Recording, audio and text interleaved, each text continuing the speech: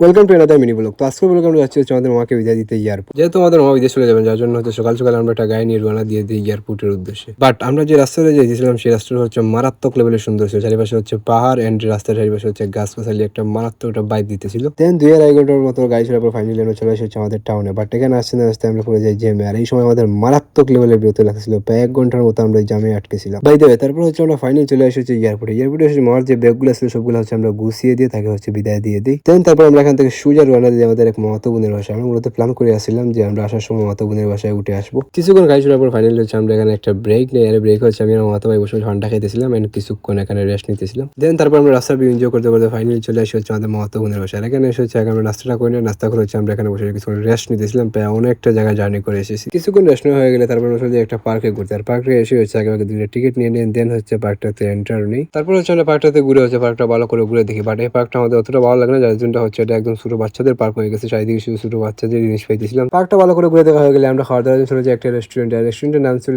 Zakia restaurant. রেস্টুরেন্টের ডেকোরেশনটা অতটা খারাপ না, মানে ভালোই ছিল। তারপর হচ্ছে আমাদের খাওয়া দাওয়াটা এখানে অর্ডার দিই এন্ড হচ্ছে ফাইনালি আমাদের খাবারটা আসে। দেন আমরা এগুলা খেয়ে সোজা হচ্ছে বাসার উদ্দেশ্যে রওনা দিয়ে দিই।